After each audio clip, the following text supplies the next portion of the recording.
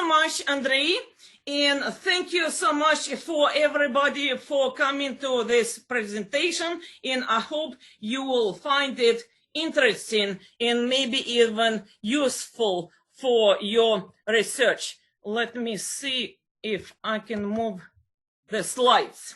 Yes. So, globalization is distinguished by an ever-increasing pace of technological development. Global trends such as climate change, population growth and mobility, problems with food security and safety, healthcare strongly influence countries' domestic and foreign policy. Globalization also has already been shown to have enormous potential to bolster innovation, productivity, and growth worldwide. Rather than opposing it, more countries should be building their capacity to take advantage of it. Innovation policies are intended to give countries a competitive advantage in improve sustainability, especially in the age of intensifying interconnectedness. Although global interconnectedness is a tricky thing, in the time of crisis, especially current COVID health crisis, the countries were left to themselves and international cooperation remained minimal. Each country is trying to fight COVID by themselves, and the idea of joint work on vaccines is strongly opposed and criticized in many countries of the world, especially in the West. This is why countries are forced to innovate themselves.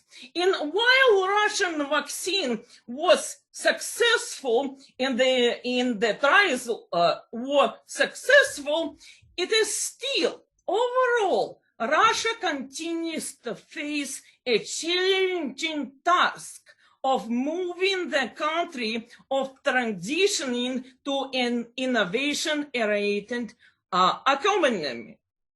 So, what explains the main paradox of Russia? The main paradox is that notwithstanding significant assets, immense human capital, and world-class achievements in many science areas, defense, military, and space programs. I'm not going to even talk much about literature in music and art.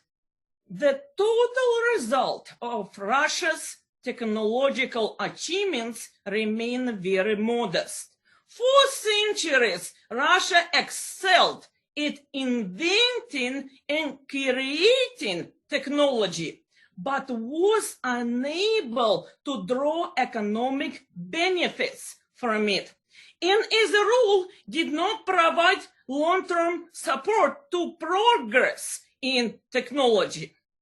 When I was a little girl, I was always fascinated by achievements or creations by certain individuals in Russia, and I was also puzzled why these creations are not shared or replicated in many places.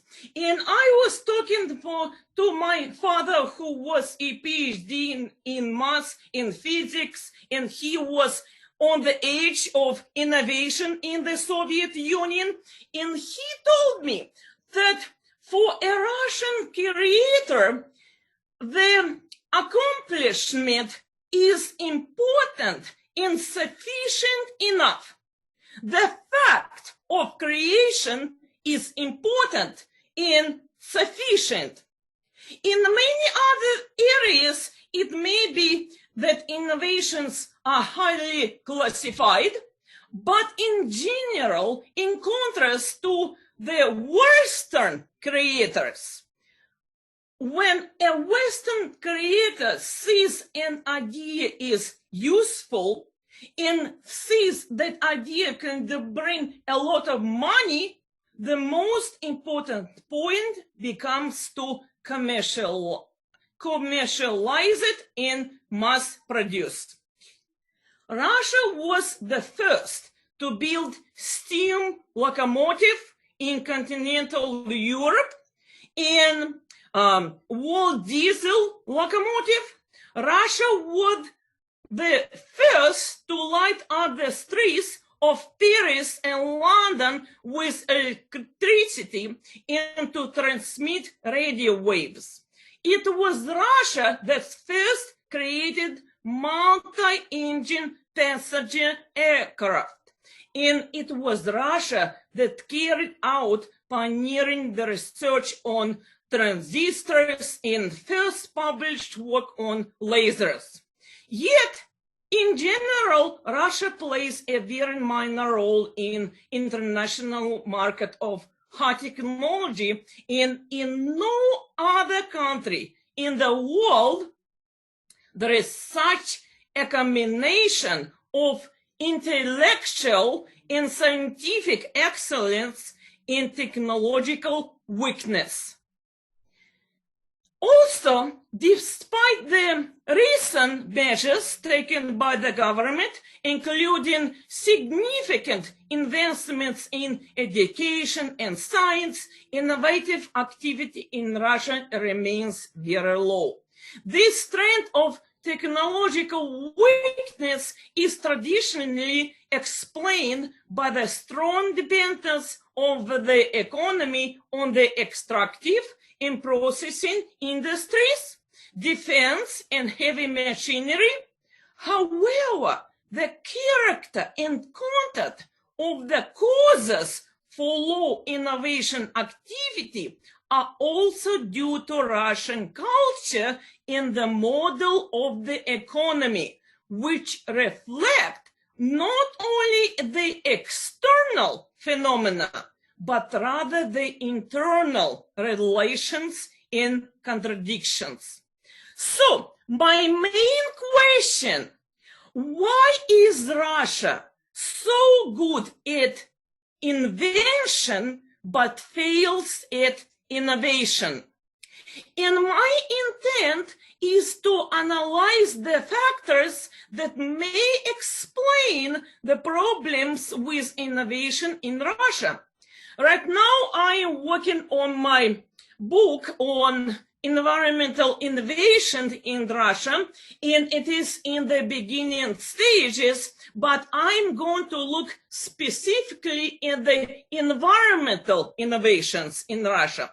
And I'm going to address in my new book, renewable energy and climate change, in recycling, and a few other problems. But in this presentation, I want to look at the more general trends and more general factors that can explain the lack of innovative activity in Russia. So I'm going to jump ahead and give you a brief list of factors that I consider some of the most important ones for this lack of innovation. So almost complete lack of demand and interest for innovation in the business community. Lack of effective mechanism to simulate innovation. The severance of the links in the innovation cycle from the birth of the idea to the organization of production. Lack of sufficient response from the society, and lack of societal insistence on production of innovations. To unpack this Russia's approach to innovations, I'm going to employ the concept of a national innovation system, which was very nicely developed by Richard Nelson in his book on innovation, and specifically on the national systems of innovation. And the system of innovation demonstrates that the features of the historical, institutional, and cultural frameworks of particular countries are important to understanding innovation path, the choice of the models to follow, and the opportunities and challenges that the countries face when developing the innovation path. Some countries achieve substantial successes in innovation by strategically and vigorously applying continuous investments in education, science, infrastructure, and human capital, as well as supporting policy frameworks that promote innovative activities in business and industry. Other countries choose more evolutionary approaches to innovation. In this case, a number of factors, including historical, political, institutional, socio-economic, and cultural, influence how effectively a particular country is able to utilize its natural advantages. The process and methods of innovation are often referred to as interconnected innovation system. And it is because the elements within the system are not restricted to only technology and science, but they can spill over into many other areas, such as business and services and policy in other areas. A concept of a national system of innovation rests on the assumption that the domestic capabilities of a country are its primary basis for adoption of innovations and competitive performance. National capabilities stem from the arrangements that manage its assets and talents, including natural resources, culture, history, geography, and demographics. Specific policies that aim to promote and support invention, a thriving economy, and commercialization of innovations induce the transition to new technologies and methods to the market. So what are the main components of the national system of innovation? And usually we are looking at the government, industry, academia, and society. The government influences the system by creating a policy framework. Industry fosters technology development and commercialization of innovative products and services, and academia provides training and education for future innovators in basic foundational research. These system elements are interconnected by the interactive learning, knowledge flows, and competence and capacity building, where education remains one of the critical system elements, both in development and innovation theory. Constant learning and training may guarantee technological advancement and enhance technology and transfer mechanisms in the innovation system. Many countries are very different with regard to innovations. Most innovation systems are also different in one way or another, and it is very challenging to recommend a particular course or particular policy without knowing the history, institutional, and especially cultural environment of particular countries. This is what is bringing us to talking about the society. The ability of a particular society to soak in new social and economic initiatives and products is a significant requisite for innovation process.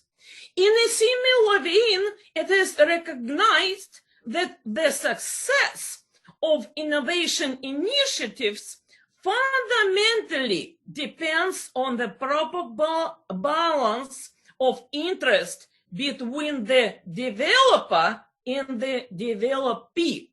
The ambitions and the preferences of the government and development agencies in different social groups may diverge at different points in time. The introduction of innovations does not only depend on the ability of government or other actors to promote innovations, but also on the ability of society to absorb and incorporate them. So in the same vein, scholars developed the notion of absorptive capacity to refer to the ability of firms to identify the value of innovations and apply them to the real ends. This ability is very crucial when the firms realize in it, especially in emerging and catch-up economies, to increase their competitiveness, ensure economic security and presence in the global markets, as well as reduce the dependence of national economies on world market conditions. The capacity to produce and absorb innovations is linked to economic growth, even in the presence of a very strong state, where the extensive public investment in research and development does not necessarily hamper the development of technology and innovations. What explains the move to an innovation-based technology and advanced modernization? It involves social, cultural, and economic and political elements. The transition from the predominant model of relations to a different, more efficient model comprises a process of advancement to more open political and economic system. Lauren Graham wrote a very nice book on innovations in Russia and did other research. And in his words, the system of innovation benefits from a society that praises invention and practicality, and economic system that promotes investment, a legal system that safeguards intellectual property, and a political system that advances innovation and success. Specifically, in the countries with catch-up economies, the analysis of the links between innovation and the wider socio-economic development should consider a comprehensive set of the factors that we are trying to discuss today. To understand the system of innovation, it becomes imperative to explore the policies on innovation from the perspective of the crucial need to balance economic and technological achievement with the resolution of the economic pressures and socio-political vulnerabilities. This is especially relevant for Russia, a country that faces major opportunities and major challenges presented by the historical legacies that are linked to a system of a very strong state, which was playing a very powerful role in establishing and creating economic, social, and political relations, including in the realms of science and technology. I will give you a very brief excursus into Soviet science and technology and innovation. The Soviet Union had an important emphasis on the development of science and technology. It served as a crucial part of national politics, practices, and identity, and was also linked to the ideology and the functioning of the Soviet state. The ideology of the Soviet Union spoke to the transformative and modernizing properties of the science achievements, technology development, and the country's leaders have consciously identified themselves with their nation's technological reforms. Soviet education system produced an immense number of scientists and engineers, and quite a few of them won awards and acclaim in many fields, especially in pure science and innovation at the theoretical level.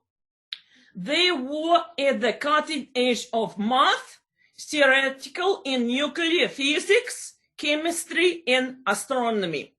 The rapid development of heavy industry, advances in military complex, urbanization, high rates of growth, scientific advances, mass education, and health care confirmed the Soviet Union's superpower status. The international competitiveness of the Soviet economy was also on the rise up until the early 1980s, explained mostly by the factors related to the high demand for and rising world market prices on Soviet energy exports. Between 1970s and 1980s, the country's total foreign trade grew more than fourfold.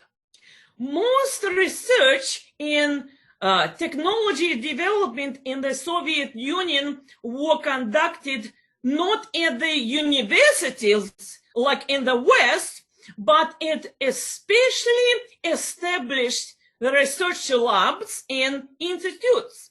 The more prestigious of them were parts of the Academy of Sciences, and Soviet Union employed much more researchers than any other country in the world. In 1987, the Soviet Union did not lack in aspiration, human capital, resources, or political will to maintain its technological equality with the West, especially with the United States. During the Soviet time, the financial direct support of science and technology in industry happens through massive resource allocation and block system of funding, which were most popular policy tool for the bureaucracy. Several studies reported that the Soviet research and development budget corresponded and in some areas surpassed the one in the United States, amounting to approximately 3% of the GDP. Science funding alone was increased since 1960s, mid-1960s, and reached 5% of the GDP in 1986, which is very impressive. Despite overwhelming achievements and enthusiasm, there was a significant lack in technology creation, and especially a lack in information technology creation. So we need to look what explains this lack. And usually the falling behind the West is explained by the arms race and imperial overstretch and statism and the internal contradictions of the centrally planned economy. Domestic economic structures and foreign trade policies and the nature of domestic research and development, heavy military commitments and high prestige projects affected the performance.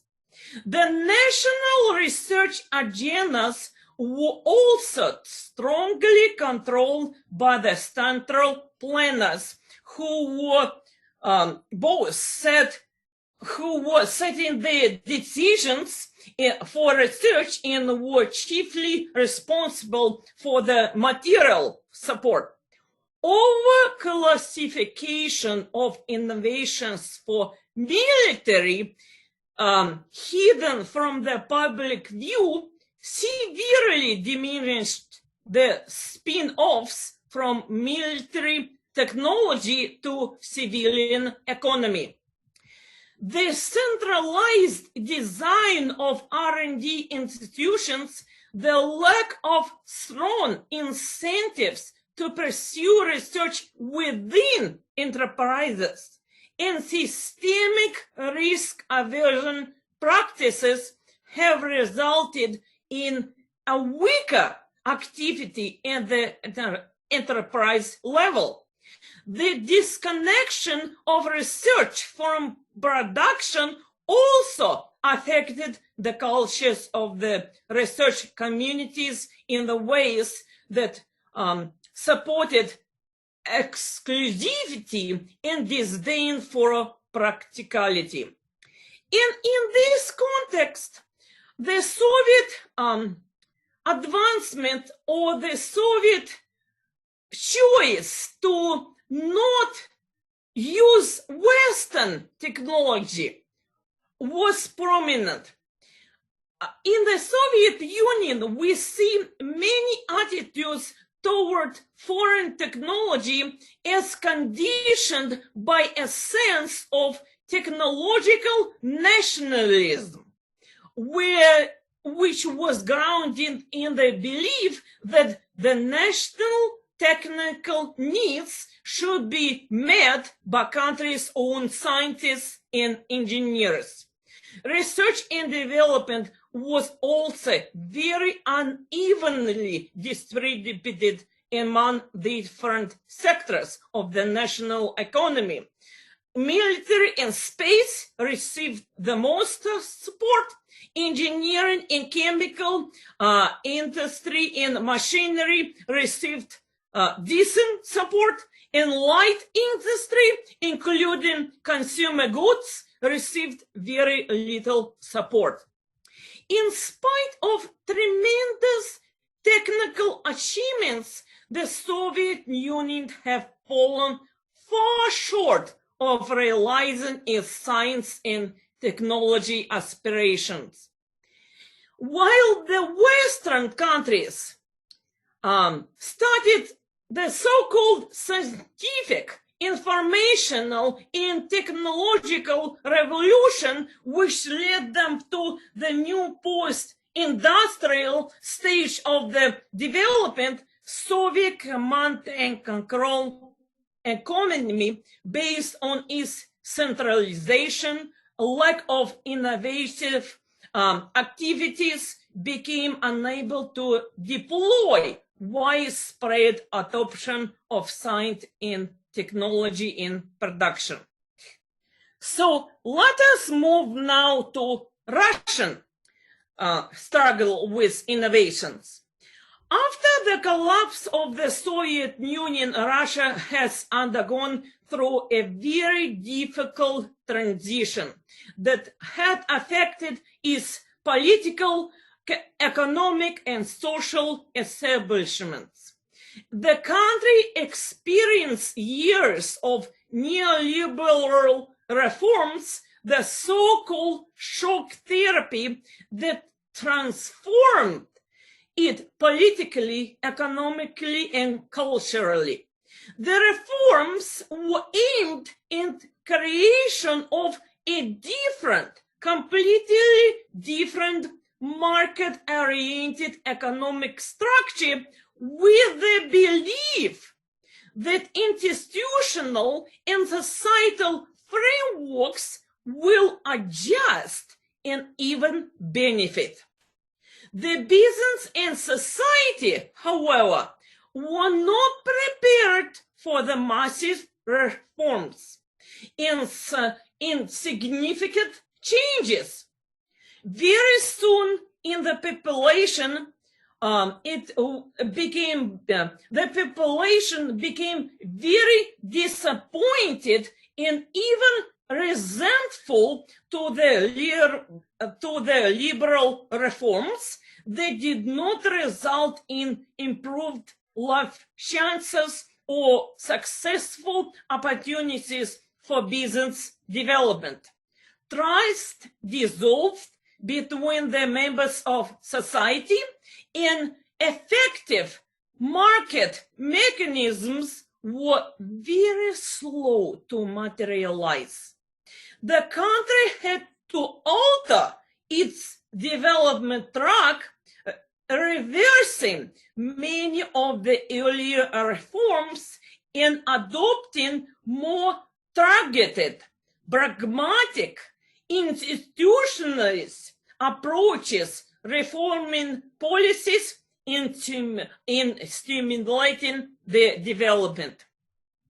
The Soviet Union legacy was very important, and the Soviet Union left a lot of high-tech developments in certain areas, especially space, defense, medicine, highly educated population, and a number of other assets and talents. However, spending this potential without moving forward with innovations leads to the loss of any positive beginnings. Russia is seriously lagging behind not only the United States, Japan, and Western Europe in the development of innovative technologies, but also from India, China, and Brazil in investment in the pace of building scientific capacity and potential. Of course, the government of Russia starting with the first term of President Putin, created a priority for the economic and technological development, and the priorities were established as reinstating not just the economy of Russia, but also the international status and image of Russia by increasing its economic output and competitiveness. Innovation, modernization, and growth were placed on the political agenda.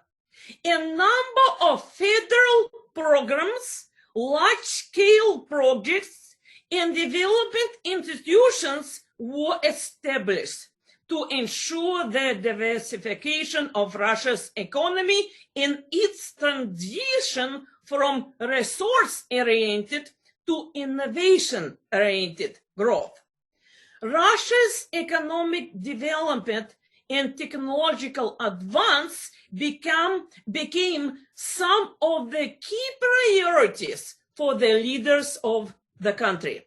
So let me talk a little about the successes in this area. Russia's integration into the world economy became by far the most important task for the state. Reforming Russian productive base to increase its international standing was Putin and Medvedev's priorities for many years. The governmental plan, titled The Concept of Long-Term Social and Economic Development of the Russian Federation for the period till 2020, became an illustration of the country's inspiration to form a globally competitive and sovereign economy. Central to its realization of increased competition for all sectors of the economy, responsibility of the state to increase the well-being of its citizens, and the need to develop pragmatic relations with multiple partners, starting from regional economic alliances and networks and extending to global structures. In 2015, Putin again underscored the importance of innovation and development of initiatives. Russian companies must assume key positions in the industries and markets that will determine the nature of the economy and the way of life for the people already into 2 or 3 decades. So Russia launched a national technology initiative, which included the participation of the leading representatives of science in high-tech business. The government established a plan of implementation for the strategy of innovative development, and the law was signed, a federal law was signed that aimed at the development of policy and policy tools, mostly through tax incentives up to the year 22 to support and finance innovation activities.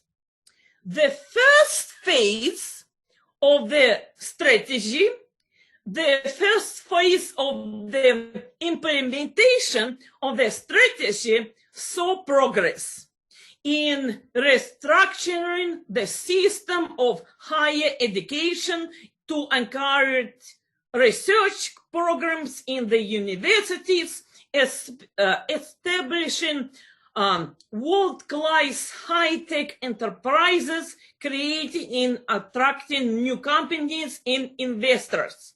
So Russia adopted programs for 15 leading universities, created a presidential training program for engineers, provided support program for individuals admitted to leading foreign educational institutions through a program known as Global Education. The government approved programs for innovative development for 60 major companies, created 35 technology platforms, and established a system of grant support and debt financing of innovative business practices in the framework of the program, the development of industry and increase in its competitiveness.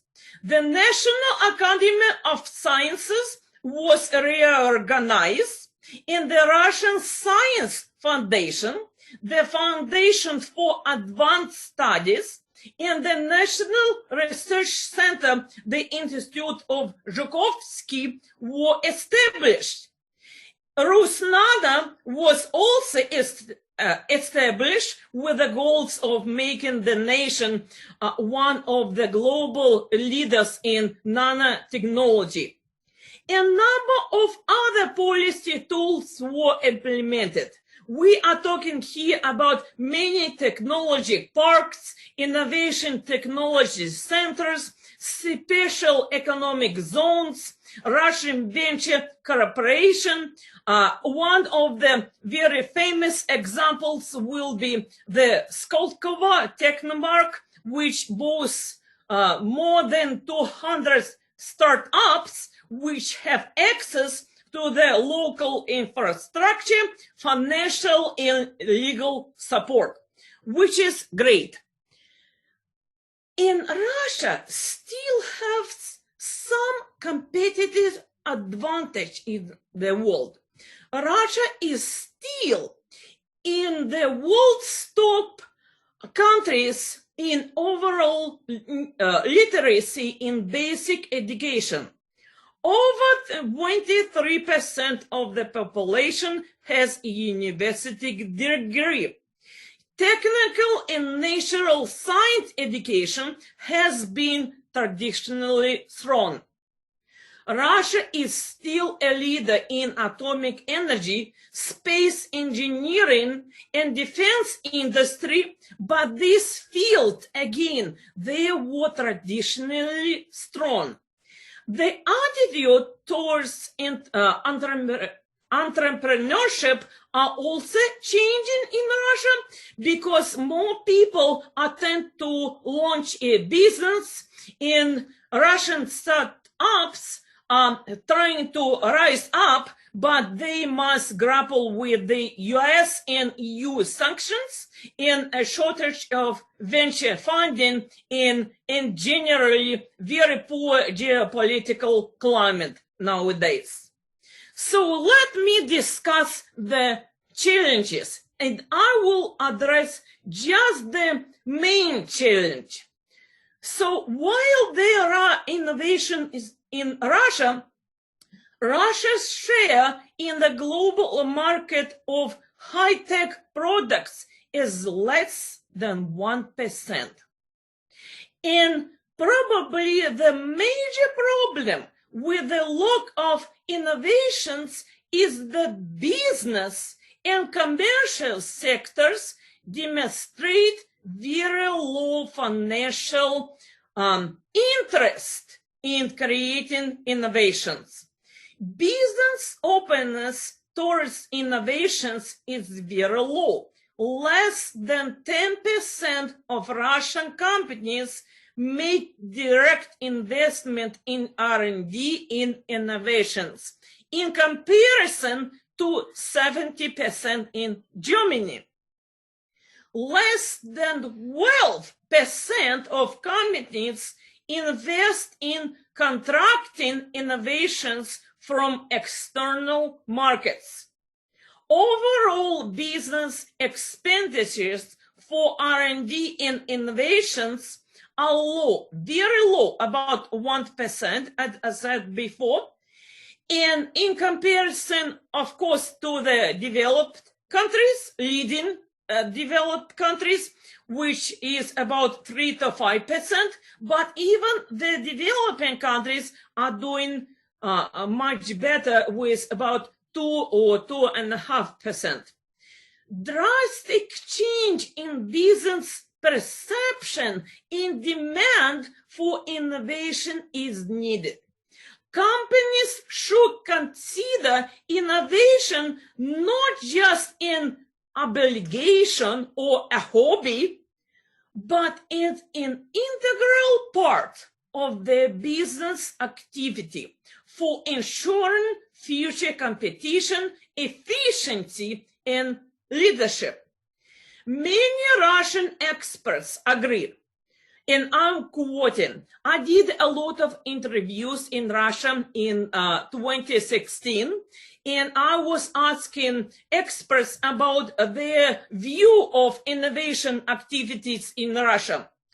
There are innovations in Russia in significant scientific base, but there is no fruitful interaction between business and science due to the lack of culture and experience of such interaction and a lack of investment climate. National R&D expenditures are considered to be one of the key indicators for scientific and technological development of the country. In Russia, the situation is a little different. So, since enterprises on average have very little interest in activities related to the transformation of the ideas in new products, and they consider it risky and costly, as one of the MMO experts stated, the psychology is such: let's make money now and we will leave reforms for later. So government funding is preferred, and it is viewed as the best option, as 75% of the innovations and technological achievements are coming out of state-sponsored R&D enterprises, which ideally should change for, and business should take much more responsibility with innovation. This also explains the governmental concern in promoting the setup of the technoparks and centers for innovation, and that business will not have enough motivation to use these technoparks and other centers to produce and invest more in creating innovation. Additionally, another factor limiting Russia's efforts to develop technologies is societal attitudes towards commercialization of scientific ideas. And another important issue is serious weakness in personal qualities that are crucial for very successful innovation, such as entrepreneurial spirit, mobility, and risk acceptance. Russia also faces multifaceted challenges posed by the immediate need for economic adjustment to external challenges, coupled with major long-term internal changes in the economy and society. So for the prospects in of Russia, of innovations in Russia, there are developments and there are trends, and innovation is constantly promoted in Russian universities, in business schools, and via governmental speeches and initiatives and funding, and the creation of so-called clusters for innovation, but the trend is slow. Russians, the majority of Russians do support innovation, and we can kind of divide the first decade of the 21st century and the next decade, and still majority of people believe to become a global power, Russia needs to develop the economy, improve the standards of living, and have a strong military and innovative economy. Also, of course, many Russians are willing to sacrifice some emphasis on economy to develop science and education much more in Russia. In Russia's case, the country needs a strategy that can deliver growth based on innovation and raising the productivity of existing assets and investments in tangible and intangible assets over the near term. And also Russia needs to position the economy to generate a steady stream of commercial innovations in the medium term. Thank you so much for your attention.